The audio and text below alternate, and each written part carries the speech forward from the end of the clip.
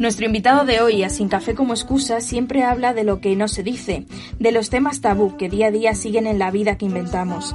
Nos enfrenta a la edad de la ira, en la que anhelamos los tiempos en los que pensábamos que todo era fácil, en esos momentos en los que uno se ve atrapado por las redes del miedo, en torno a los malditos 16, cuando se vive siempre de mutuo desacuerdo.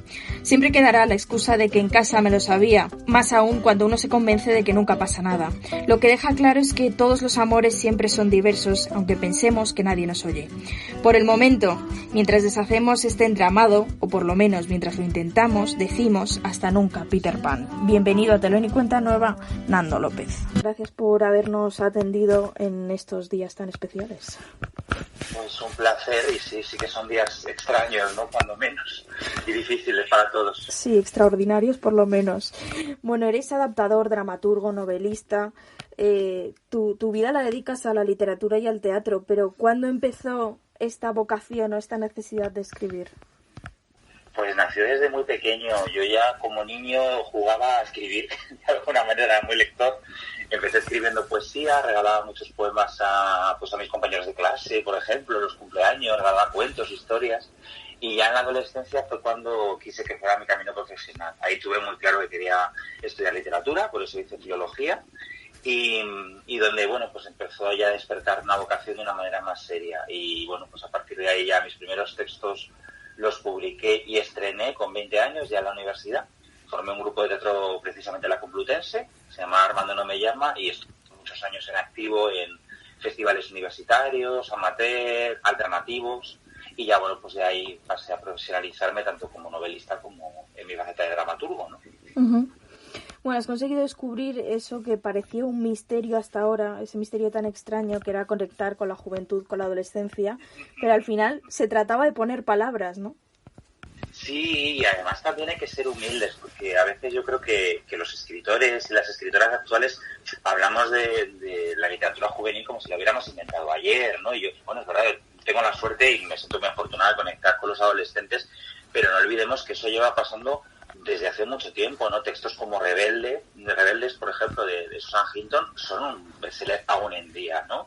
Y hoy se siguen leyendo y siguen gustando a mucha gente, o El Guardián entre Centeno, de Salinger, ¿no? Que quiero decir que siempre ha habido libros que han sido capaces de llegar a los adolescentes. Yo creo que la clave está en no subestimarlos, y precisamente te he citado dos títulos que a mí me marcaron con esa edad y que me siguen gustando como adulto, que son uno de mis referentes, ¿no? Que son los libros que hablan de la realidad sin edulcorarla, sin infantilizarla, y creo que los adolescentes en un libro lo que buscan precisamente es eso, que se hable de su mundo, pero con respeto y con crudeza, además, ¿no? O sea, que lo que quieren es una literatura de primer orden, quieren literatura de calidad, no hay que hacer nada especial para llegar a ellos, simplemente contar historias que les importen.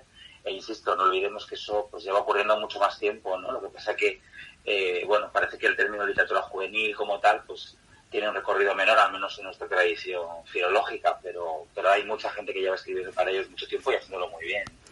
Es verdad que, por desgracia, casi que sigue siendo la edad de esa época que parece que es todo incomprensible y que al final no deja de ser una enfermedad que, bueno, ya se pasará, pero no, el adolescente lo vas a arrastrar contigo. Y toda tu vida, además es que yo creo que ya que estuvimos ahí, tenemos muy poca empatía con los adolescentes, nos olvidamos enseguida. Además, ahora mismo la adolescencia se ha prolongado en el tiempo. Yo creo que, bueno, en mi última novela, Hasta Nunca, Peter Pan, hablo de dos adolescencias. La adolescencia real, la de quienes tienen 16 años, como Unai, uno de sus protagonistas, y la adolescencia sentida, que es la de quienes tenemos 40 y pocos, como el protagonista de ese libro, yo mismo, y seguimos sintiendo que tenemos 15. O sea, que me llama la atención que seamos tan poco comprensivos con una edad que, por otro lado, estamos prolongando, ¿no? Y luego yo creo que lo que nos molesta, ¿no? Yo decía, es una enfermedad que se pasa, ¿no? Pues yo reivindico lo contrario. Yo creo que la adolescencia es un estado de ánimo y una forma de ver la vida que hay que mantener con nosotros todo el tiempo, porque es una forma de ser rebelde, crítico, por eso os molesta, ¿no? Porque cuestionan todo absolutamente. Yo he dado clases en secundaria durante 10 años, que es algo que me ha hecho muy feliz y me ha influido mucho en lo que escribo. Y es verdad que tú entras en un aula de secundaria y lo primero que hacen es ponerte en duda. Esa es la primera mirada que te dedican. Pero eso es muy sano y muy sensato, ¿no? Y al final todos deberíamos tener esa mirada, ¿no? Y luego, a mí me preocupa mucho cuando subestimamos su dolor, porque, pues, por ejemplo, la guarda en Malditos 16, o la ira, en las redes del miedo, hay muchos de mis libros que hablan de eso, tanto en teatro como en novela, porque, claro, como tú muy bien decías, las heridas del adolescente se quedan siempre, se mantienen siempre. Y eso forma parte de nuestra vida posterior, no desaparece con el tiempo, ¿no? Cuando les decimos esto pasará, es mentira, no pasará. Cesará a lo mejor el problema, pero la herida se queda dentro, ¿no? Y creo que por eso es importante hablar a las claras, ¿no? Mencionabas ahora La edad de la ira, que fue una novela que realmente fue un punto de inflexión en tu carrera como novelista, y también casi que un punto de inflexión para miles de profesores, de padres, de alumnos. Fue un punto de inflexión para mucha gente, ¿no? Es una novela terapéutica. Sí, además es una novela que a fecha de hoy sigue leyéndose muchísimo, vendiéndose muchísimo. Me llegaron las cifras del año pasado, esta semana, y me sorprendía para bien, ¿no? Cómo sigue siendo una novela muy presente en la comunidad educativa, y como tú muy bien decías, entre familias, profesores, alumnado. Bueno, yo simplemente quería hablar con sinceridad en esa novela de lo difícil que es ser adolescente, pero también de lo difícil que es ser docente, ¿no? Están las dos dificultades, y abordar muchos temas que están pasando en nuestras aulas, y hablar de esa violencia social dentro y fuera del aula, pero sin tapujos, ¿no? Y quizá por eso es una novela que ha llegado a tanta gente. Después la versión teatral igual, también tuvo un recorrido enorme. Ahora mismo creo que la versión teatral, que lleva online apenas una semana, acumula casi 15.000 reproducciones, ¿no? Que para una obra de teatro es muchísimo. Y bueno, tiene que ver con que yo creo que hay mucho interés en ello, y con que realmente la adolescencia es una etapa en la que estamos perdidos todos, el adolescente y los adultos, ¿no? Y luego también es verdad que su protagonista, Marcos, es un personaje muy carismático, que se ha convertido en un icono de la, digamos, no inclusión. Es decir, cómo tenemos una sociedad que aparentemente ha evolucionado, ¿no? Y cada vez es menos machista, menos racista, menos LGTBI-fóbica, y sin embargo sigue siendo una sociedad machista, racista y LGTBI-fóbica. Es decir, que de alguna manera la edad de la ira lo que pone sobre la mesa es hasta qué punto somos la sociedad inclusiva que creemos que somos, o tenemos muchos marcos como protagonista en todos los rincones, ¿no? Y sí que ha marcado a mucha gente. Es más, yo es una cosa que siempre cuento, y para mí es muy especial. Me han escrito muchos profesores y profesoras confesando que leer La edad de la ira fue lo que les impulsó a hacerse docentes. Y a mí esto me emociona muchísimo, ¿no? Sí, es lo más fácil. Despertar una vocación. Sí, me ha pasado muy a menudo, ¿no? También tengo una historia que cuento siempre, pero además es una persona a la que quiero mucho. Un chico hace 3 o 4 años me mandó una foto con su madre. Los dos estaban con La de la ira, y me contaba que su madre se lo había regalado porque él estaba muy perdido, y le dijo: léete este libro que te va a ayudar. Al salir del libro, él se dio cuenta de que estaba perdido porque no había asumido que era un chico, es un chico trans, y estaba en pleno proceso de cuestionamiento, ¿no? Y la novela, que le llegó a través de su madre, fue lo que le abrió la mente a decir: es que a lo mejor mi identidad es otra, ¿no? Y se lo planteó conociendo a Marcos. O sea, con La de la ira me han pasado cosas absolutamente emocionantes, y es un libro al que le voy a estar agradecido toda la vida, no solo porque me marcó a mí y me abrió muchas puertas, sino porque sé que le ha tocado el corazón a mucha gente.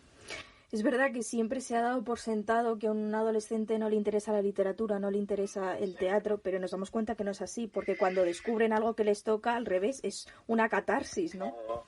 Claro, y yo ahí animaría a quienes se dedican a la cultura, y bueno, pues a la gente más joven también, que está ahora empezando en ese camino, que no olviden al público adolescente, al público lector adolescente, a los espectadores. Pues ¿no les interesa el teatro? No les interesa cierto teatro. Es que a lo mejor no les preocupa lo que están contando en ciertos escenarios, porque no tiene nada que ver con su vida, ¿no? Y la literatura no deja de ser un arte experiencial. Entonces, de repente subes a un escenario, pues a los jóvenes de Malditos 16, a los de La edad de la ira, y las reacciones, yo te puedo contar que son maravillosas. Yo he trabajado ya en unas cuantas obras para jóvenes, y ahora, por ejemplo, Nunca pasa nada, que bueno, cuando esto pase volverá a los escenarios, y la teníamos llena de adolescentes. Y algo muy bonito que pasa con estas funciones es que van por la mañana con el instituto, muchas veces obligados, y vuelven por la tarde con amigos, ya voluntariamente, porque han descubierto que el teatro les gusta tanto como por una serie de Netflix, ¿no? O sea, al final es contarles que les importen. Y yo con mis libros siempre presumo de lo mismo, pues que para mí es quizá el mejor premio que me han dado nunca, que muchos llegan a mis novelas obligados también, porque el instituto se las pide. Pues les pide Nadie nos oye, o Las redes del miedo, La de la ira, y de repente te escriben y te dicen: oye, que me voy a leer otro libro tuyo porque me ha encantado. O sea, que le subestimamos todo el rato, de verdad. Yo creo que caemos en infravalorar una etapa por la que hemos pasado y no sé por qué no los tratamos con el respeto que merecen, ¿no? Y la cultura en eso durante muchos años los ha tenido muy relegados. Y la prueba es que los medios culturales apenas hacen caso a la literatura juvenil o consideran que es una literatura menor. Yo recuerdo cuando estrené Malditos 16 en el Centro Dramático Nacional, había gente que hablaba de la obra con cierta condescendencia porque los protagonistas eran adolescentes, y ciertos medios supuestamente prestigiosos en el mundo del teatro y ciertos periodistas que incluso pasaron de ir o no tuvieron ningún interés porque, total, era una obra sobre adolescentes, ¿no? Cuando hablábamos de un tema tan grave como el suicidio. Y seguro que no habrían hecho eso si en vez de Malditos 16 se hubiera llamado Malditos 50, ¿no? Malditos 40. Y ese tipo de actitud existe y sigue ocurriendo, y por eso hay que luchar todavía por dignificar lo juvenil, ¿no? A todos los niveles. Hablabas ahora de Malditos 16, una obra que a mí me parece que es una experiencia casi. Trasciende el hecho de ir a ver una obra de teatro que lleva ya 3 años girando, que hemos vuelto a ver este año en cartel y que trata ese tema tan delicado que es el suicidio y bueno, y también el encontrarse, ¿no? El buscar una identidad. Sí. Que es una búsqueda que pasamos todos, ¿no? Con Malditos 16 yo lo que quería era lanzar un grito a favor, por un lado, de la necesidad de hablar del dolor. Creo que es una sociedad en donde no se nos permite. Ahora, por ejemplo, en estos días que estamos viviendo, hoy lo escribía en Twitter, ¿no? Me llama la atención cómo estamos insistiendo en mantener la rutina, mantener el ánimo, mantener la alegría, y está muy bien. Yo soy el primero que está peleando por hacerlo, y desde mi lado de autor trato de aportar contenidos que ayuden. Pero también creo que es necesario pasar el duelo, creo que es necesario asumir la tristeza, creo que es necesario expresarla. Y no pasa nada. Claro, estamos confinados, estamos viendo morir gente de una generación que ha peleado muchísimo por nosotros y se está yendo sin que podamos abrazarlos. Es un momento difícil y estamos jugando a que no lo es. O sea, a mí, en Malditos 16 había una reivindicación de el dolor forma parte de la vida y hay que abrazarlo y asumirlo. Y otra reivindicación, la necesidad de apoyos en salud mental, la necesidad de mirar a los adolescentes con respeto, porque minimizamos sus heridas, la necesidad de pedir ayuda, el aprender a pedir ayuda en una sociedad donde exhibimos una felicidad constante, ¿no? Somos fuente de stories todo el tiempo y de likes, y se nos olvida que somos personas. Es una obra que está escrita con mucha investigación previa, codo con Quino Falero, el director, con los actores, con el elenco. Fue un proceso maravilloso, quizá por eso es una obra que sigue viva 3 años después, que se ha estrenado en otros países. Ahora, pues cuando todo esto pase, tendrá segunda temporada en Chile, por ejemplo, donde se estrenó el año pasado.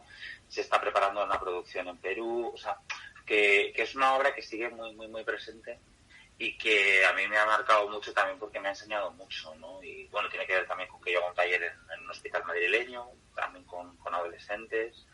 Y bueno, pues lo he visto de primera mano, el silencio. Entonces sí, es verdad que es una experiencia la función, pero no solo verla, hacerla lo ha sido para todos los que estamos en Malditos 16. Posiblemente es un proyecto quizá de los que mayor implicación personal he visto yo en la gente que ha trabajado en él. Además, ha sido una obra que me consta que la habéis hecho casi a pie de escenario, ¿no? La habéis ido construyendo entre todos. Sí, es más, es un proceso que yo quiero tomar con Quino, con el director en breve, en otro proyecto que tenemos a medias ahora sí más o menos planteado, que es escribir a la vez que se va ensayando, ¿no? Hacíamos talleres con expertos en los temas de la función, pues por ejemplo psicólogas expertas en anorexia, psicólogos expertos en suicidio, asistentes sociales expertos en inclusión de la comunidad trans, pues cada uno de los temas de la obra, ¿no?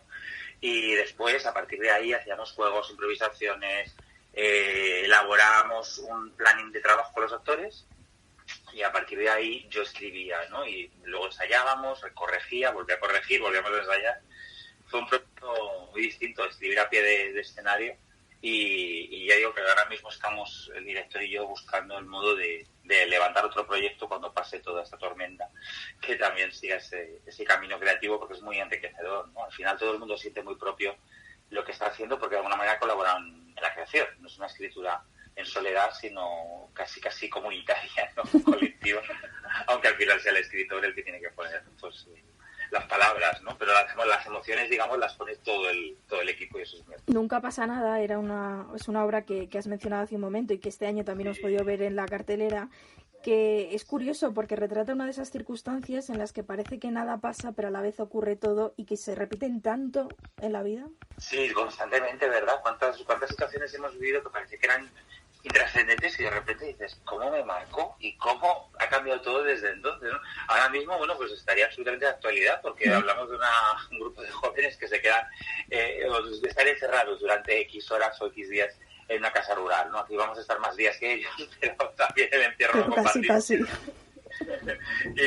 Y bueno, pues precisamente, mira, hablabas de escribir a pie de escenario. En ella no escribí a pie de escenario, pero sí hice un taller con los actores y con las actrices, porque quería que fuera un retrato de la generación de los 20 y pocos, ¿no? La llamada generación Z, que ya ni siquiera es millennial, ¿no? Sino los Z, los últimos. Sí. Y no quería de nuevo caer en topicazos, ¿no? Entonces yo quería que me contaran cosas reales de su día a día. Fueron súper generosos. Bueno, la verdad es que las entrevistas y los talleres fueron maravillosos. Y salió esta obra que yo le tengo un cariño especial porque, bueno, quería escribir eso, una obra sin conflicto, que normalmente cuando escribes una obra desde una estructura clásica siempre piensas cuál es el conflicto de la función. En esta no quería que hubiera un conflicto evidente, sino que todo fuera muy soterrado, muy pequeño, y poco a poco te vas dando cuenta que el conflicto precisamente es el paso a la madurez, ¿no? El cruzar una etapa vital. Y el resultado, pues estoy muy feliz con la dirección de Eva Ejido, estoy muy contento con el elenco, la reacción del público es súper bonita. Las últimas funciones que fueron Nosotros Luchana y en octubre, me parece que fue cuando estuvimos allí, fueron increíbles y bueno, pues muchas ganas de que regrese, porque es una obra muy especial y que además también se está leyendo mucho, está publicada. Yo tengo la suerte de que todo mi teatro se publica y tengo muchos lectores de teatro, que es algo que me encanta, ¿no? Que se dice que no se lee teatro. Pues el teatro también se lee. Sí. Exactamente, como reivindica Ediciones Antígona, justo. Todo, ¿no? Sí, yo soy un fanático de Antígona, porque además, digamos que yo empecé profesionalmente en el teatro, ya con obras de cierta envergadura, justo cuando ellos nacían. Entonces, nuestros caminos han evolucionado a la vez, y hemos crecido a la vez, ¿no? Y les tengo mucho cariño también por eso, porque hemos visto cómo íbamos despegando juntos y hoy en día todos mis textos van con ellos y nunca pasa nada, pues sí habla de eso, de lo pequeño y cómo lo pequeño al final es importante. Y otra cosa que ahora estamos comprobando, ¿no? Que echamos de menos lo pequeño, echamos de menos tomarte cosas. Unos vinos totalmente, las pequeñas cosas, ¿no? Tomarte un vino con unos amigos, abrazar a alguien, ver a tu familia, de repente lo pequeño se ha vuelto gigantesco, ¿no? Y también en esta obra es curioso porque decías que son 8 adolescentes que se quedan encerrados en una casa y no tienen, importante hoy en día, cobertura, no tienen internet, no tienen posibilidad de mirar a un supuesto mundo. Y hoy en día parece, ¿verdad? Parece el gran conflicto, ¿no? De repente tener que mirar y mirar de verdad. Sí, totalmente. Y ahora mismo, que sería de nosotros y las redes. Yo nunca las demonizo. En esta me apetece que hubiera cobertura porque quería obligarles, como tú dices, a que se miraran entre ellos, ¿no? Y a que se escucharan y sobre todo a afrontar conflictos pendientes. Es una obra de gente que tiene cosas por resolver. Y en este caso, claro, ellos quieren sentirse, de cierto modo, todavía adolescentes, pero ya no lo son. Que tienen 20 y pocos, están en otra etapa de su vida, ¿no? Y lo que pasa es que se refugian en un cierto infantilismo para no asumir ciertas cosas que no quieren ver, que es lo que hacemos todos, ¿no? Esconder bajo la alfombra. Por eso les quito la red, para que la red no tenga refugio. Pero yo no las demonizo en absoluto, es más, incluso en novelas como Las redes del miedo, que hablan de las redes desde el lado también negativo, también reivindico lo positivo, porque en esa novela los protas se encuentran gracias a las redes, ¿no? Y hoy en día, ahora, en este contexto, sin las redes estaríamos profundamente solos. Sí. O sea, las redes están siendo un vehículo de unión y de solidaridad muy importante, muy, muy importante, ¿no? Y todo depende del uso. Yo creo que tenemos la suerte de que vivimos en una sociedad donde la tecnología es muy favorable, ¿no? Yo, por ejemplo, a los chavales me preguntan mucho, hablando de público, lectores adolescentes, tengo muchos que escriben, muchos lectores y lectoras que escriben y te preguntan, ¿y tú qué me recomiendas? Y yo siempre les digo lo mismo, que publiquéis aprovechando todos los medios que tenéis ahora para que os empiecen a leer ya y que empecéis a desfogaros y a trabajar, y tienes desde la posibilidad de crearte un blog, a crearte una cuenta en WhatsApp, a publicar poemas en Instagram, no sé, hay mil caminos, ¿no? Un canal de YouTube, o sea, hay muchas formas de expresión que yo, por ejemplo, con 15 años habría aprovechado muchísimo. A mí me ha encantado vivir en esa época mi adolescencia, porque yo para compartir tenía que hacer fotocopias con mi paga semanal de los textos que escribía, claro. Y ahora en día, pues tener un blog de relatos, por ejemplo, ¿no? Por decir algo. Y yo creo que en ese sentido las redes han abierto muchos cauces y las vemos a veces con unos ojos un poco, para mi gusto, moralistas, cuando hay que ver lo contrario. Mal usadas, pues claro que son un peligro, como cualquier otro elemento. pero bien usadas, ahora mismo están siendo muy útiles, ¿no? Sí, ahora son casi el único canal que tenemos de expresión. Totalmente. Y de unión. Y de unión, de generosidad, sí. Decías antes que efectivamente al final en el teatro, en la literatura, se trata de acercar al público al que te enfrentas, ¿no? Y prueba de ello es, por ejemplo, el proyecto Zarza, en el que has estado involucrado también hace apenas un mes, que parece que ha pasado una vida, pero fue anteayer, con agua, azucarillos y aguardiente. Totalmente. ¿Quién nos iba a decir que fíjate, con lo que has mencionado, parece como tú muy bien dices, que ha pasado un siglo, y estamos ahí hace nada, ¿no?, en el Teatro de la Zarzuela, celebrando con esa función tan alegre, tan especial. Pues sí, me ha gustado mucho el verbo que has escogido, acercar. Es que para mí la cultura es cercanía, ¿no? Yo cuando leo un libro, voy al teatro, o voy al cine, o veo una serie, me siento acompañado, me siento menos solo. Y en todo lo que hago trato de que eso ocurra. El proyecto de Zarza para mí es un regalo. El estar involucrado es un proyecto maravilloso que puso en marcha Daniel Bianco, el director de la Zarzuela, porque él creía que un teatro público tiene que abrirse a todos y todos incluyen a los adolescentes. Y yo se lo he agradecido en el alma porque nadie piensa en ellos, como hablábamos antes, y ver el Teatro de la Zarzuela lleno de chavales de 12, 13, 14, 15 años todas las mañanas es un logro. Ha sido totalmente. Y además que sientan que esos teatros grandes, históricos, hermosos, pues un teatro precioso, que son suyos, ¿no? Yo se lo decía también a la directora de la función, Amelia Ochandiano, con la que el trabajo ha sido precioso.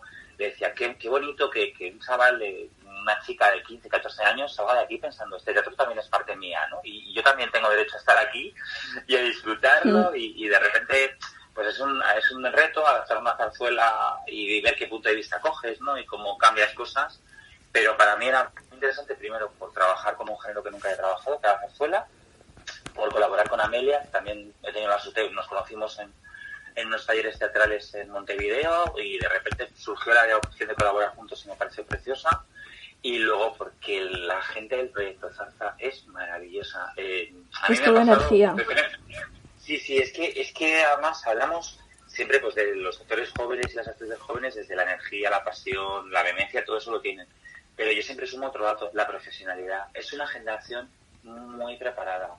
De verdad, yo he tenido la suerte de trabajar con jóvenes en todos mis trabajos con la Joven Compañía, como la de La Ira o Barro, en Malditos 16, en Nunca Pasa Nada, y ahora en la Zarzuela, del proyecto Zarza. En todos esos equipos, si yo tengo que poner una palabra de esa gente joven, es profesionalidad. Impresionante el nivel de compromiso, de preparación, de técnica, de versatilidad, increíbles. Y aparte con el entusiasmo de la juventud. Y bueno, el proyecto Zarza, para mí conocerlos es maravilloso. Es más, ya veremos, pero lo mismo me animo a seguir haciendo cosas por ese camino y con ese equipo, porque ha sido fascinante, ¿no? Y además es una obra pues llena de luz, de alegría, de amistad, de fiesta, que ahora mismo es lo que nos hace falta. Todos de menos. Y que además, ya has dicho antes que Malditos 16, Agua, Azucarillos y Aguardiente, todo se puede disfrutar ahora mismo en la Teatroteca, que es una ventaja. Y en YouTube, no solo en la Teatroteca, porque como hay el tema de claves y tal, si la gente mete en Google Agua, Azucarillos y Aguardiente, sí, es verdad, en YouTube Zarza, Malditos 16 o La de la Ira, le salen los canales de las tres productoras, de la Zarzuela, de Coarte, que es la productora de Malditos 16, o La Joven, que es la productora de la Ira, y las puede ver las tres gratuitas. Es más, yo la semana pasada hice un encuentro virtual sobre el mismo, fue muy bien. Quizá la semana que viene haga un encuentro virtual sobre las obras de teatro, porque sé que las está viendo mucha gente joven, me la han propuesto, y a lo mejor para la gente que se anime a verlas, pues hago un encuentro desde mi canal de YouTube para que puedan preguntar lo que les apetezca de cualquiera de ellas y el proceso. Y yo las recomiendo a las tres porque además las tres, aunque son duras, tienen, sobre todo la de Malditos 16 y la de la Ira, en las tres hay un final esperanzador y hay mucha luz al final. Y ahora mismo nos hace mucha falta. Nos hace mucha falta, eso sí. Van a llorar un poquito, ¿eh? Bueno, pero es muy sano, es muy sano. Es muy sano. Es muy sano también, y no bien para desabar. Y eso sí, le damos un ese guardite, no, ahí no van a llorar, se van a reír y van a escuchar una música maravillosa que es la de Chueca. Y que la van a estar cantando todo el día. Bueno, totalmente, yo, vamos, la tengo pegadísima. Sí, luego te persigue. La zarzuela. Sí, además qué maravilla ponerle música a Chueca y descubrir lo fascinante que es. A mí me ha encantado ver su biografía, que es apasionante, un tipo que sabía escuchar la calle, que sabía conocer a la gente, que investigaba muchísimo, que se hizo a sí mismo, que tenía además unas ideas muy modernas para su tiempo. Por eso a Choca lo incluyo como personaje, porque le tiene un guiño a él, ¿no? Y que además pues sepamos de dónde viene nuestra plaza y nuestro barrio de Chueca. Ciertamente. Y quién hay detrás, ¿no? Qué genio musical hay detrás de ellos. No me quería dejar en el tintero, aunque la vimos la pasada temporada, una obra que a mí me encantó, que yo creo que fue de las que más me gustó de la temporada pasada, que fue Federico hacia Lorca. Que participaste con Irma Correa y en hacer esa obra que conseguía prácticamente hacer toda la biografía de Lorca con La Joven Compañía, de nuevo, una compañía que se dedica por y para, y que fue impresionante. Sí, fue complicado porque, claro, teníamos que contar, la propuesta era que Irma Correa y yo, trabajáramos hombro con hombro en hacer una obra que contara la vida de Lorca, ¿no? Y que la contara pues desde un elenco muy joven, que es el equipo que forma la joven, ¿no? Y eso, claro, a priori nos daba mucho respeto, primero porque es un personaje del que se ha hablado muchísimo, no queríamos caer en lugares comunes, no queríamos hacer un biopic, no queríamos hacer tampoco un popurrí de textos, pero sí queríamos que se escuchara mucho la voz del propio Lorca, jugar con su propia poesía, y fue un viaje complicado, la verdad. Por suerte la relación con Irma es maravillosa y fue muy bonito trabajar con ella. Y luego tuvimos también la suerte de que la dirección de Miguel del Arco pues es muy brillante, era muy lúcida, él fue muy generoso con nosotros. Formamos un equipo muy bonito alrededor de un proyecto muy complejo. O sea, yo creo que de los que además he sufrido como autor, porque había que sumar documentación, investigación, creación, invención y luego huir, que era algo que queríamos, huir del costumbrismo, ¿no? Queríamos que fuera una obra que se construyera más desde la poesía y construir desde la poesía, pero no perder al espectador adolescente, que era otro de los... Claro, nuestro gran público en este caso, al ser una producción de la joven, son los adolescentes.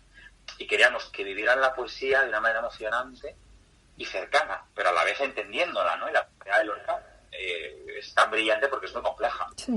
Y es una poesía llena de símbolos, llena de innovación, en la que entra de repente todo el mundo de la vanguardia y que la asume de una manera absolutamente natural y con una capacidad expresiva descomunal, ¿no? Y condensar eso en una hora y media, pues era un reto, pero yo creo que nos unió ahí, aparte que es verdad que la relación con Miguel y con Irma es muy bonita y por eso también surgió como surgió, yo creo que nos unió el amor a Lorca. O sea, al final es una obra donde lo que podía, por encima de todo, era que todos los que estábamos allí amábamos la figura de Lorca y queríamos hacerle ese homenaje, ¿no? Y sobre todo reivindicar que todos los genios tienen un joven detrás, un adolescente detrás, ¿no? Por eso Federico hacía Lorca, y que siempre nos imaginamos como genio, y queríamos imaginarlo como persona, como joven, y que los adolescentes se vieran sobre todo en lo que más se puede reconocer en él, que yo creo que es la búsqueda de la identidad, ¿no? El quién soy, qué quiero ser, y cómo él quiso ser poeta por encima de todo, aunque su entorno no estaba muy de acuerdo, ¿no? Y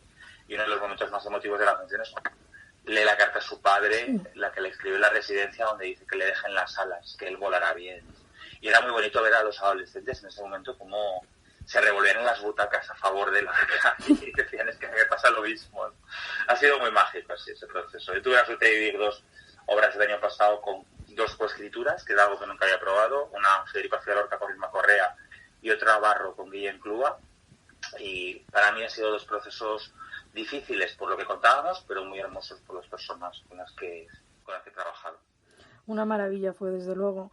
Nando López, ¿tú crees que si miramos a los adolescentes acabamos por ver el cómputo de casi todos los problemas que tiene una sociedad?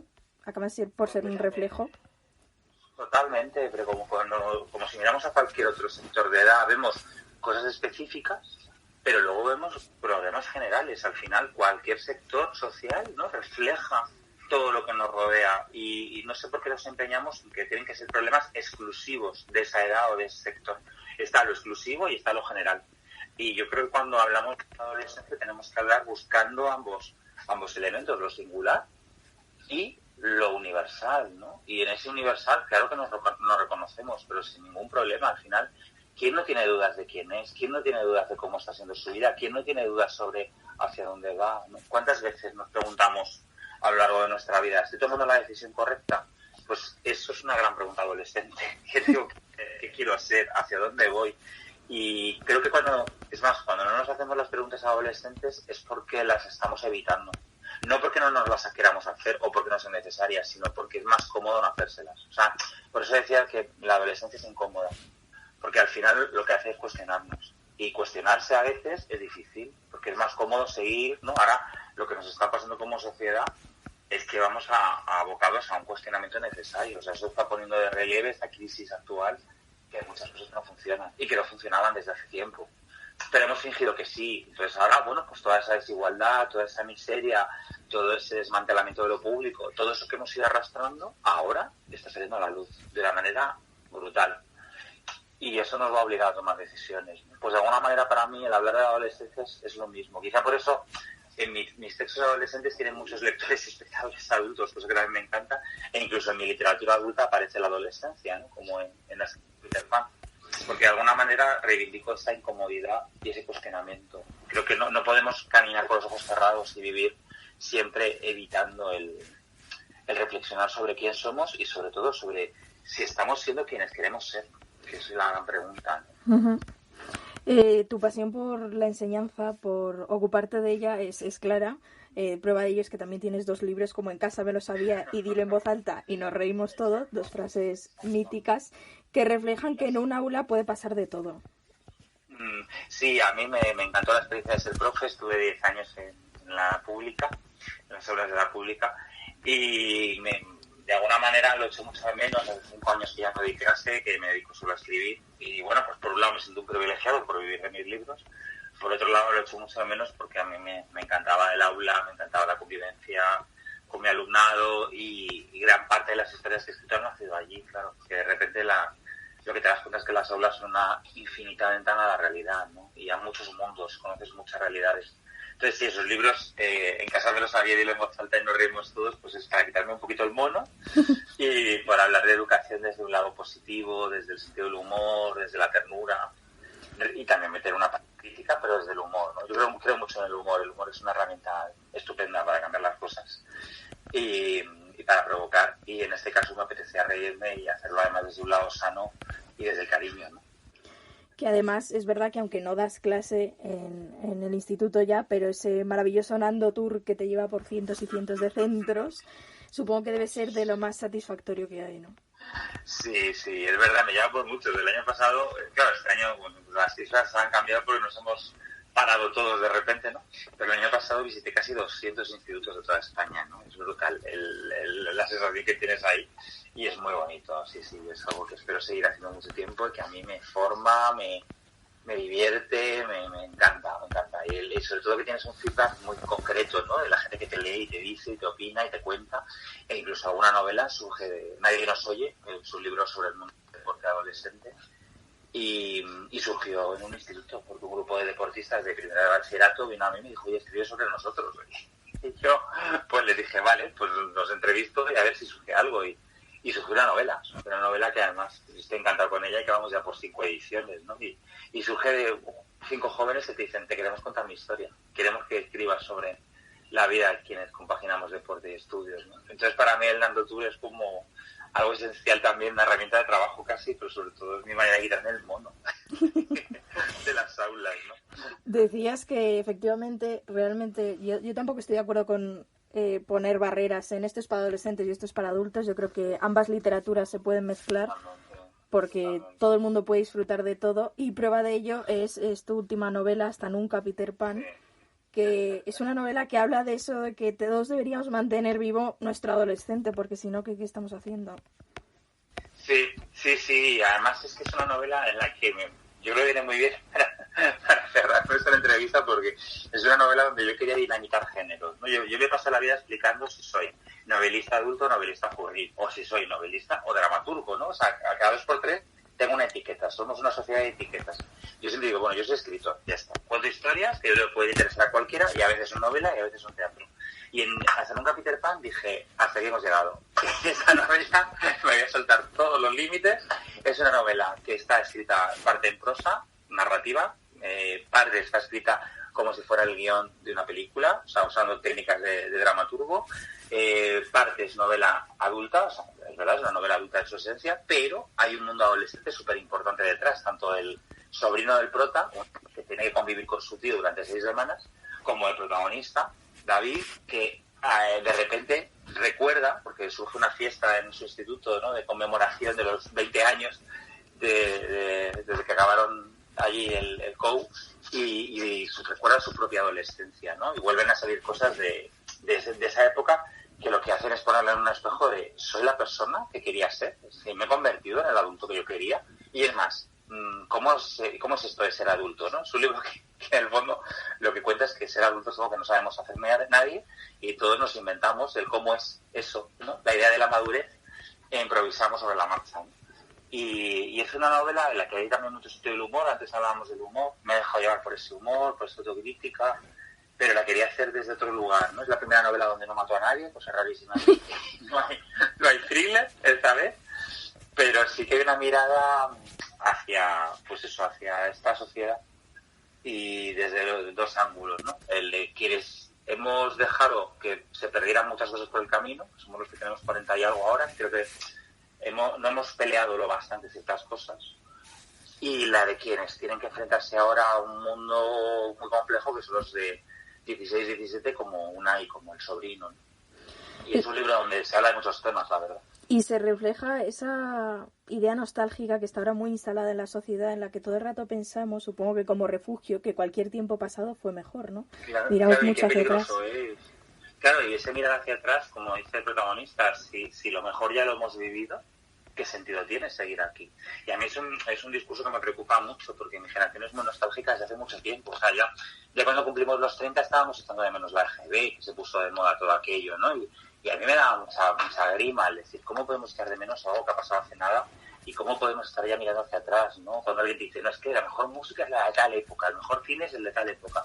Bueno, pues hubo grandes canciones y grandes películas, y ahora hay grandes canciones y grandes películas, ¿no? O sea, a mí me da mucho miedo perderme el presente. Esta novela habla mucho de eso, de los inmovilismos. Lo que le pasa a David, al protagonista, que es un poco de donde le van a sacar los personajes que lo rodean, es que tiene dos rasgos que lo inmovilizan. Uno, la nostalgia que tú expresas muy bien, que es ese mirar hacia atrás continuamente, y ese antes era mejor, que en el fondo es mentira, pero estás idealizando.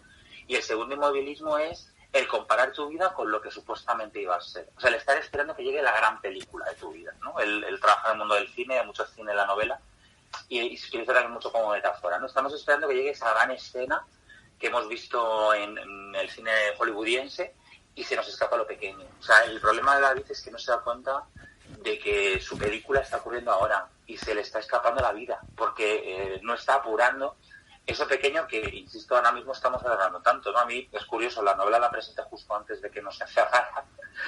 Por suerte vendió muchísimo la primera semana de vida, y porque ahora tendrá que esperar a que acabe el confinamiento, y hay mucha gente que la está leyendo, pero mucha. Y es maravilloso lo que me escribe, porque por un lado les hace sonreír en estos días oscuros, y por otro me confiesan que les está ayudando a valorar otras cosas, porque claro, ahora nos estamos dando cuenta de lo que importaba, ¿no? Y ahora eso se le escapa entre las manos, porque está obsesionado con conseguir una vida que ha soñado y que no es la que tiene, ¿no? Entonces, esa insatisfacción le conduce a ese doble inmovilismo del que hablamos, ¿no? El idear el ayer y el descontento con el futuro.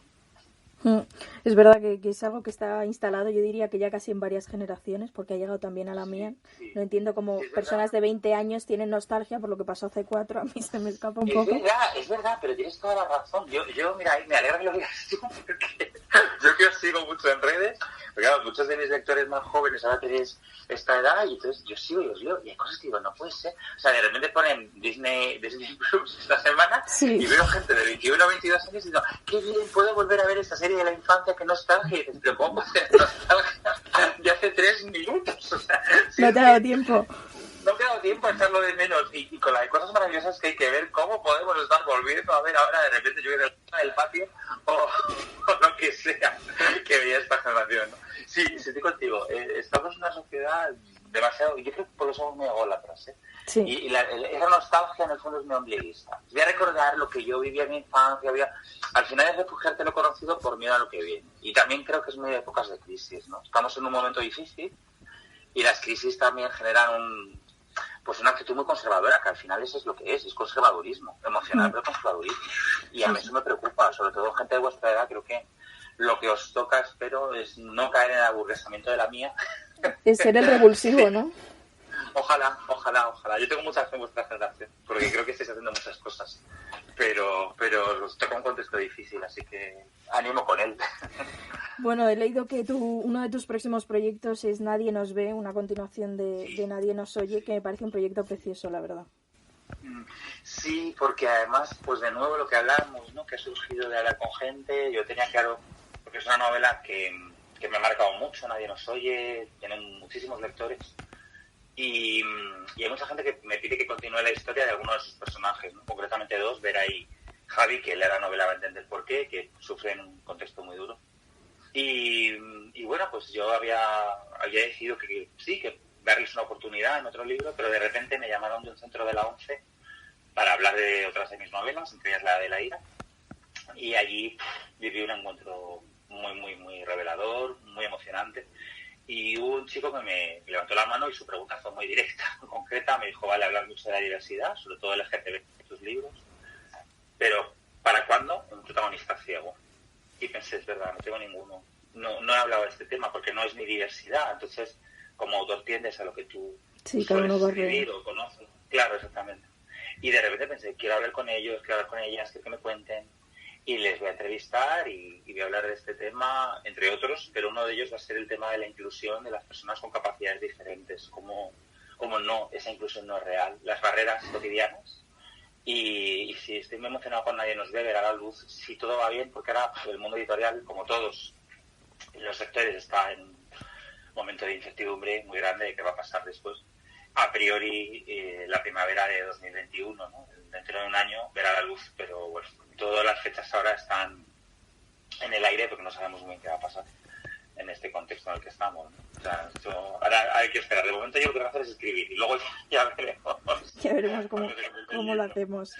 Bueno, nos despedimos ya, pero antes de despedirte te invito a que nos respondas a dos preguntas que les hacemos a todos nuestros invitados. Venga. Nuestra sección se llama Sin café como excusa, así que a todos nuestros invitados les proponemos que nos digan una persona o un personaje, puede ser real o hipotético, con el que se tomarían un café sin dudarlo. Ay, Virginia Woolf.